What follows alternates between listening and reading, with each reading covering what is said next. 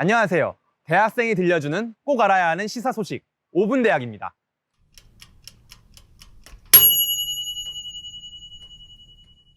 추석 기간 많은 이야기가 사람들 입방아에 올랐는데요.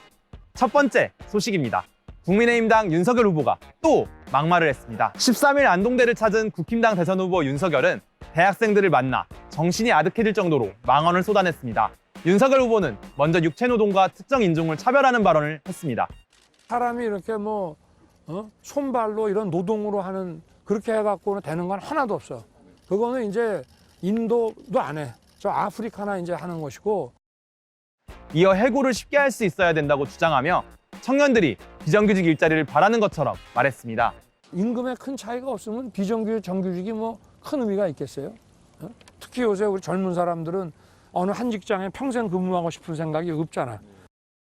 고용 불안에 시달려야 하는 비정규직 일자리를 바란 청년이 어디 있겠습니까? 청년들의 불안에는 비정규직 찬양으로 답하고 노동자는 무시하고 다른 나라와 인종에 대한 노골적인 차별을 드러내는 사람이 대통령은 둘째치고 대통령 후보의 자격이 있는 것인지 의심스럽습니다.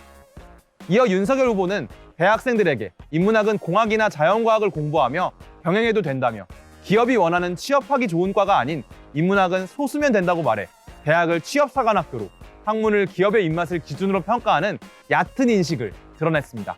이런 막말을 쏟아내는 윤석열 후보야말로 인문학이 왜 필요한지 보여주는 좋은 사례가 아닐까요?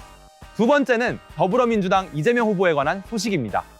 이재명, 대장동, 화천대유가 언론을 뒤덮고 있는데요.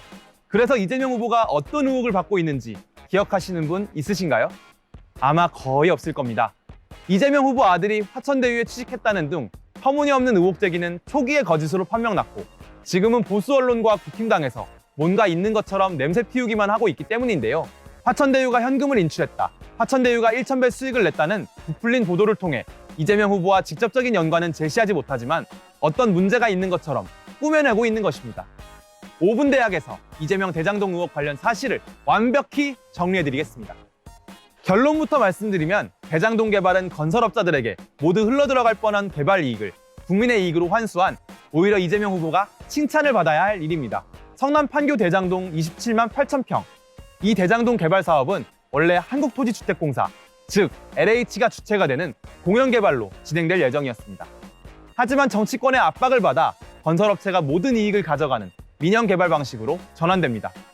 그 후 이재명 후보가 이 개발에 개입한 것은 2014년 성남시장 재선에 성공한 후인데요.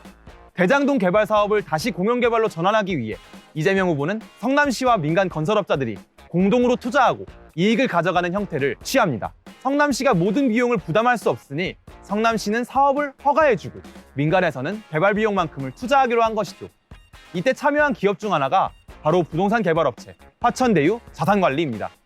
개발 당시 수익이 보장되지 않는 상황에서 성남시는 어떤 경우에도 5,500억 원을 우선 보장받을 것을 약속받았습니다. 그렇게 국민의 이익으로 최종 환수된 금액이 5,503억 원. 이재명 후보가 민영개발 방식에서 공영개발 방식으로 바꾸지 않았다면 이 역시 건설업자들에게 흘러들어갔겠죠. 엉뚱하게도 보수 언론과 국힘당을 중심으로 이 개발에 참여한 화천대유가 너무 많은 돈을 벌었다고 의혹을 제기하고 있습니다. 집값이 크게 오르면서 민간 건설업자들이 큰 이익을 본 것은 사실이지만 이들은 어려운 경제 용어를 섞었으면서 이해를 어렵게 하고 수치까지 부풀려가며 가짜뉴스를 퍼뜨리고 있는데요. 보통 기업이 돈을 벌면 좋아하던 보수 언론과 국힘당이 갑자기 왜 그러는 걸까요?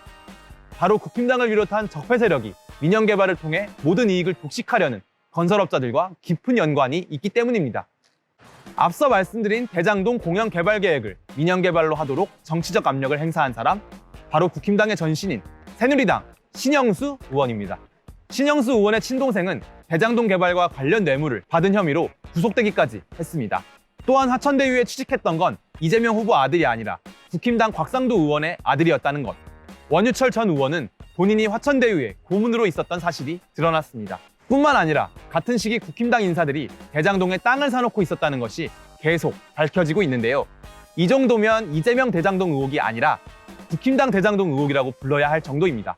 이러니 개발 이익을 5,500억 원이나 환수한 이재명 후보가 얼마나 눈엣 가시였을까요? 이재명 후보는 오히려 이 기회에 부패한 건설업자들과 이에 결탁한 적폐 세력을 뿌리 뽑아야 한다며 토지개발 불로소득을 완전히 환수할 수 있도록 제도화해야 한다고 주장하고 있습니다.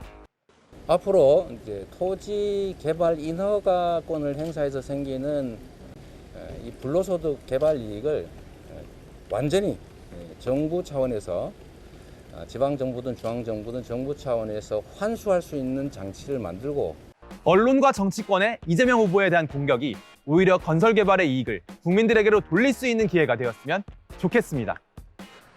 5분 대학, 오늘은 여기까지입니다. 오늘 소식에 대한 의견을 나누고 싶으시면 댓글로 남겨주시고 영상 유익하셨다면 구독, 좋아요 부탁드립니다. 그럼 다음 주에 뵙겠습니다.